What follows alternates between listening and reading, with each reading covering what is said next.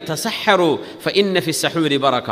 നിങ്ങൾ അത്താഴം കഴിക്കണം, അതിൽ ബറക്കത്തുണ്ട്, അത്താഴം സ്കിപ്പ് ചെയ്യരുത് എന്ന് നബി തങ്ങൾ പറഞ്ഞു സല്ലല്ലാഹു അലൈഹി വസല്ലം.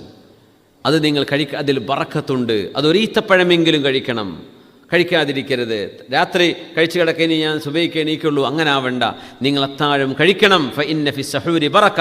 കാരണം എന്താണെന്നറിയോ, ആ അത്താഴം കഴിച്ചാൽ പിന്നെ നമ്മൾ ആരംഭിക്കും നമ്മുടെ ഫാസ്റ്റിംഗ്. 12, 14, 16 മണിക്കൂർ നീണ്ടു നിന്നാലും അത് ഹെൽത്തി ഫാസ്റ്റിംഗ് ആണ്.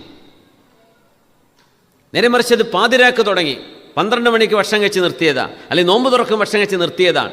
എന്നിട്ട് പിന്നെ അടുത്തൊരു മഗ്രിബ് വരെ നമ്മൾ കാത്തിരിക്കുക. ഇത് ലോങ് ഡേ ആണെങ്കിൽ അത് ശരീരത്തിന് ഉപദ്രവം ചെയ്യും. അതുകൊണ്ടാണ് നബി തങ്ങൾ തസഹറു, സുബഹി വാങ്ക് കൊടുക്കുന്നതിന് മുമ്പ് നിങ്ങൾ അത്താഴം കഴിച്ചിരിക്കണം. ഫഇന്ന ഫി സഹൂരി ബറക.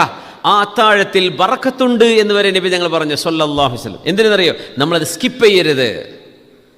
ഇപ്പം നോമ്പ് തുറന്നു, പിന്നെ അടുത്ത മീൽ അത്താഴമായിരിക്കണം. അതിൻ്റെ ഇടയ്ക്കുള്ള പിന്നെ ഭക്ഷണത്തിൻ്റെ ആ ഒരു മാമാങ്കം നമ്മളങ്ങ് നിർത്തിവെച്ചാൽ അള്ളാഹു ഉദ്ദേശിക്കുന്ന രീതിയിൽ റമളാനെ സ്വീകരിക്കാനും പറ്റും. റമളാൻ എന്ന് പറയുന്നത് ശാന്തമായൊരു മാസമായിരിക്കും. മറ്റേത് ആദ്യത്തെ 4-5 ദിവസമേ ശാന്തത ഉണ്ടാവുള്ളൂ, പിന്നെ നോമ്പുറപ്പിക്കലിനെ പരിപാടി. പിന്നെ 27 കഴിഞ്ഞ് 29 കഴിഞ്ഞ് റമളാൻ ക്ലോസ് ആകുമ്പോഴേക്കും തിന്ന് മടുത്ത് നമ്മൾ ഏതോ വഴിക്കാവുകയാണ്. അങ്ങനെ ആകുമ്പോൾ അള്ളാഹു ഉദ്ദേശിച്ച സൗമ് നമ്മൾ ചെയ്യാതെ വന്നു. അതുകൊണ്ട് അതിൻ്റെ ഉദ്ദേശിച്ച ഫലം കിട്ടൂല.